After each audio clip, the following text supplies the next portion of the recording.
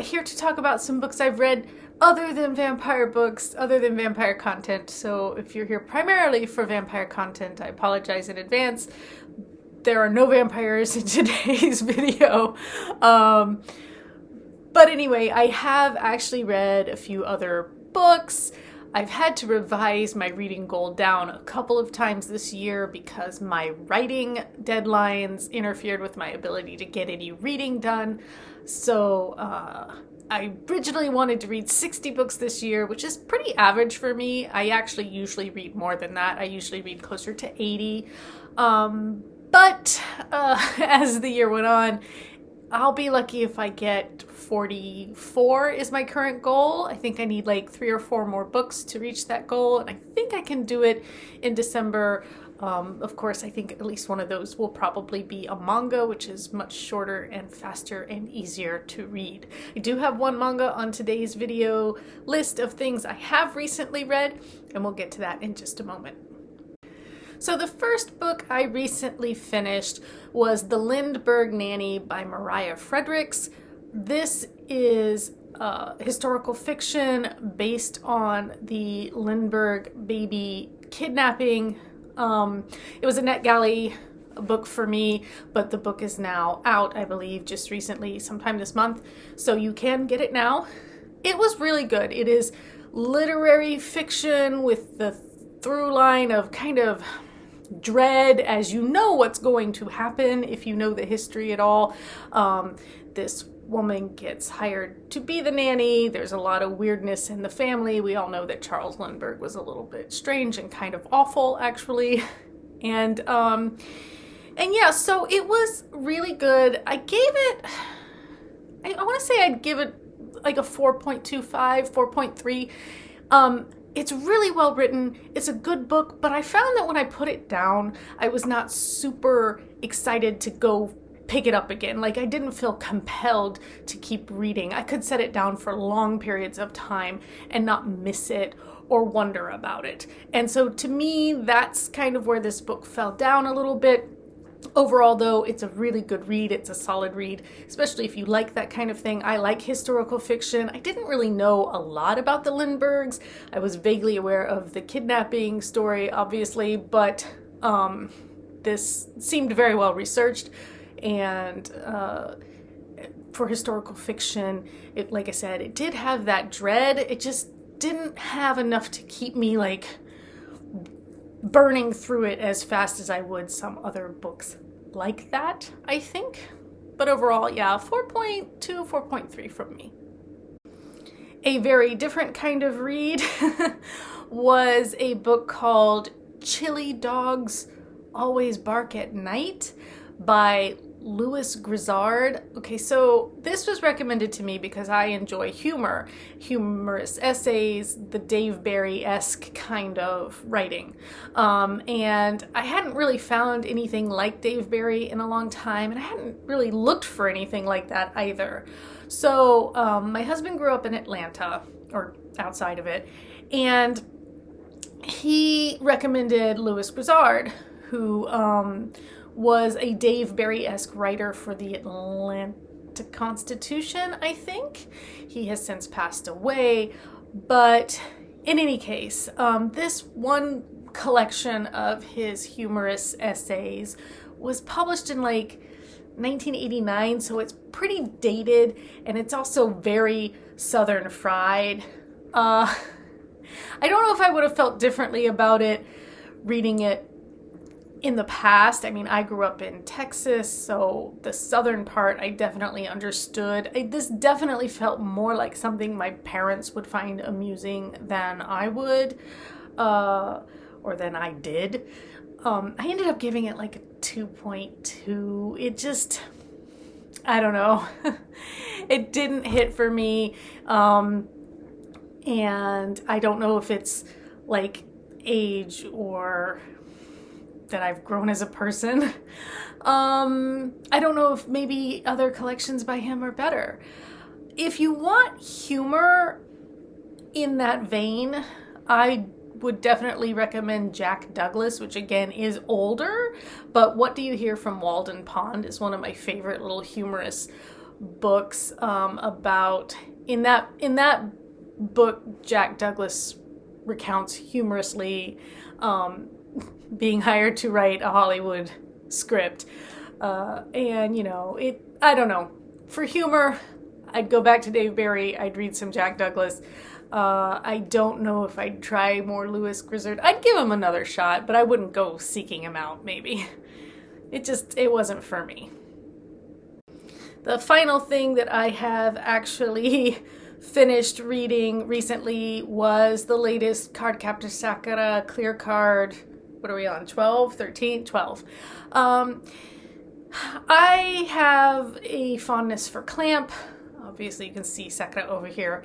And Kero-chan up here, if you're wondering, he's there. But so for me, there's a nostalgia factor involved in wanting to read Clear Card. I'm sad that they never made another season of the anime. I don't know if they're just waiting for the cycle to end, like the writing to finish up so they can finish the anime, kind of hoping that we'll get the rest of it in anime form at some point. But it does feel a little drawn out, and in some places obtuse. I know they're feeding the information bit by bit, like they do. You're supposed to start putting it all together, but it does just feel stretched a bit thin. That said, this volume, number 12, was for me more entertaining than the past maybe 1 or 2 volumes had been. So I gave it 5 stars. It's like a 4.7, 4.8. I gave it 5 stars on Goodreads because it did keep me engaged, and it did seem like at least a little more was going on. I don't know. Like I said, there's some love for Clamp and Sakura in particular that probably biases me to be more generous with it than I would be to other manga. And to give it a little more freedom to meander than, I'm more patient with it than I would be with maybe some other titles. But overall, it's going on. I think there's only 1 or 2 more volumes expected, so they are starting to wrap up the story finally. Yeah, so there's that. I actually have Kero-chan and Spaniel down here too, dressed as one another. Finally, for books, I will talk about what I am currently reading, which is Concerning Those Who Have Fallen Asleep by Adam Soto.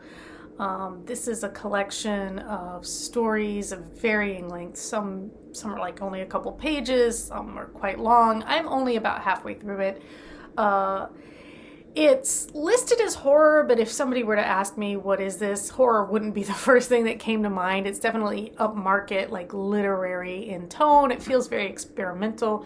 I apologize, the cat is everywhere right now. But it's I feel like the author is kind of playing with different voices and personas in the various pieces. Some have been pretty good so far. Some I have skimmed because I just couldn't be invested. And there was at least one where I got a few pages in and I just couldn't care. So I didn't finish that particular story because that one was long, and I wasn't invested. It's not my usual fare. I happen to know the author is a friend of a friend, so I was curious. I picked it up. So it's not, like I said, not my usual thing. Not that I mind literary fiction or even experimental, but sometimes I don't know if you ever get the feeling when you're reading something you feel like the author's being purposefully obtuse, there's a little bit of that in it for me so far. And we'll see. I won't know where it nets out till I get to the end, whether overall it's positive, negative, or neutral. So we'll just have to see when I finish it, hopefully sometime in the next week or so. But this week, Switchgrass Crown is out on December 1st, which is, I think, Friday. So if you haven't pre-ordered it, please consider doing that. Pre-orders are super helpful for books when they enter the marketplace. Those sales go into the system and it boosts the book's visibility. So pre-orders are super helpful. So if it's something you think you might want to read, go ahead and pre-order it now. Get it the day of release. The ebook will be Amazon only. It's also going to be on KU, so if you have Kindle Unlimited, you can just read it, and those page reads are great too. Very helpful and beneficial. The paperback will also be available for order from any bookstore that you happen to like to patronize, because it's through Ingram, so any bookstore will be able to order you a copy. Now, I'm going to talk a little bit about theater because we did go see a show recently that I'd like to talk about. It was called it's called Natasha, Pierre, and the Great Comet of 1812, which, like, in 2012 was a big thing, but a local theater, the Shotgun Players in Berkeley, are staging it. And it is, in short, fantastic. But to get the full story, I'm going to bring in Angel the Star Kid because they're my theater person and they have a lot to say about how much they loved this show. Hang tight. Angel the Star Kid. Hello. So the Natasha, Pierre, and the Great Comet of 1812. I just keep wanting to call it the Great Comet. I keep calling it the Great Comet. It's like, because the title's so long. I'm going to give a little background and you're going to talk about the actual show. So it's lifted from a portion of Tolstoy's War and Peace. It is about Natasha, Pierre, and the Great Comet of 1812. Pretty self-explanatory. Yeah, the title tells it all. No, it's, Natasha's young and she's come to Moscow. Her fiancé, Andrei, is away. Yes. And she gets lured into a love affair by Anatole. And meanwhile, Pierre is Anatole's brother-in-law, much older man, who devises a way to fix things when Natasha's life goes sideways. When Anatole messes stuff. I don't know if we're allowed to swear. You can swear. I don't care.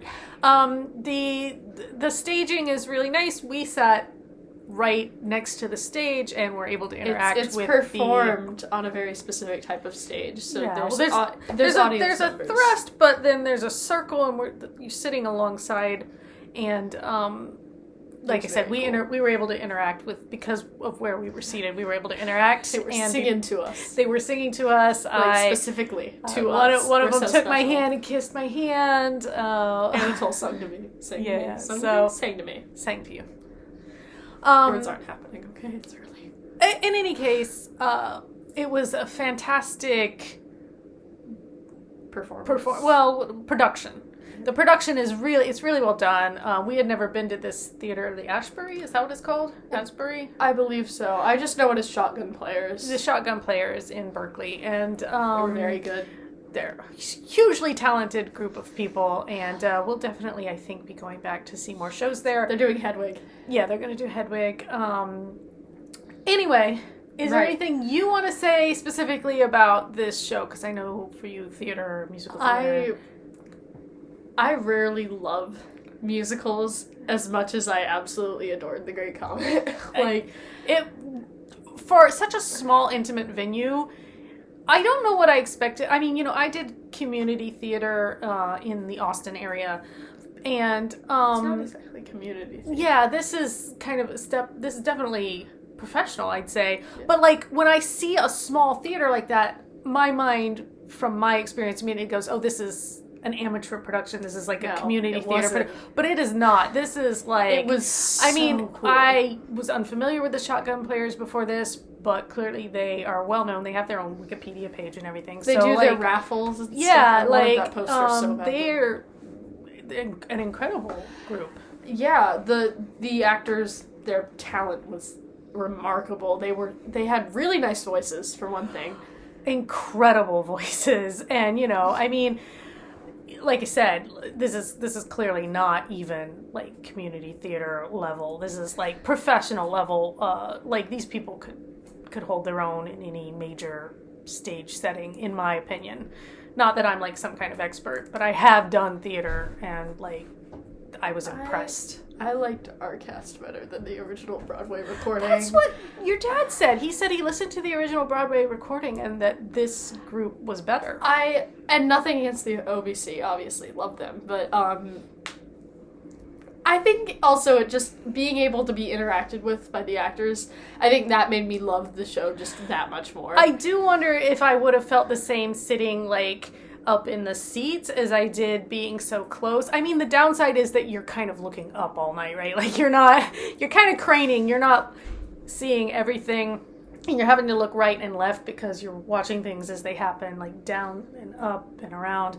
But at the same time, I do think that level of interaction, like, probably biased me a little bit. They were doing, like, high fives and stuff. Yeah, it was great. They high-fived us, they winked, glasses. Yeah, cheers. Yeah, yes. They clinked glasses. We were having like, a great time. It was a really great experience. It's like dinner theater, but obviously much better. Yes.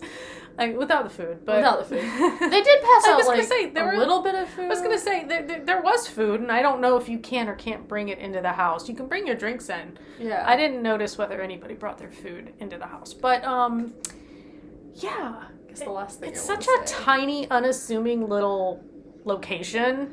But it was so fantastic. It's so I good. like small venues, though, because it provides more, like, interaction space for the actors and the audience. Yeah, and I think as an actor, smaller spaces, that feedback that you're getting from, like, the intimacy is really nice. People were, like, singing along, too. It was great. Yeah. I guess last thing I want to say, really, is the whole point of the show is that, like, oh, Anatole is hot, so he can get away with this stuff. And the point is, like, that's not good. That's bad. But I learned nothing. I learned absolutely nothing. He was so pretty. But you would have been Natasha. You would have been like, yeah, I wouldn't have been as oblivious as Natasha. Don't know. You bad. But I, like, yeah, I would not have done anything to stop it either. At least I'm self-aware, okay? Well, exactly. At least you are. At least you're not, condemning somebody else for something that you just as easily might have done. So pretty, man. But Helena was beautiful, too. Oh, my God. Wait, is it Helena? I thought it was just Elaine. Is it Helene? Oh, yeah, maybe it's Helene. Yeah, I think so. I don't know. But, yeah, anyways. It's just incredible. And you liked that actor because they have the same name as you. Yes. So that was fun. So that was, if you happen to be in the Berkeley area, if you happen to live or are visiting, and can get a chance to see it, I think it's they extended the run to sometime in January. January 15th. I believe they might extend it even longer, though, if it keeps doing as well as it has been. Yeah, because it's definitely worth the trip. So good. And there's good food. There's good food. Like the easy Creole. Yeah, if you want some, like, actual Creole legit food. Legit Creole food. Legit. And you're talking to somebody who grew up with a Cajun father. This is real deal Cajun food. She went all, like, Southern on us while we were eating. Sorry, it brings out the Southern in me. It does. There's a fun little metaphysical bookstore, Angel Lights. It was Day of Angel. Yeah. Basically. Got a ring there, I'm wearing it. You guys can't see that. I don't care, okay? You hold it up to the camera. No, I don't want to get that close to them. My ring. Oh, that's my ring. I don't want to put my hands. My bracelets. Oh, the cat's here. Oh, here comes Carly. Okay, that is our cue to finish before he causes chaos. Anyway, so great show. And better than some shows we've seen even, like, in San Francisco, I would say. It's true. It's very true. So there you go. And follow me on Instagram. Oh, yeah, Angel_the_StarKid. Is that right? Okay. So, cool. I do art because I'm cool. Yes, it is. You are. They know you did my opening animation, too, so. I'm thinking about redoing that. I could do it better. Okay, cool. Bonus for me? All right. Take care.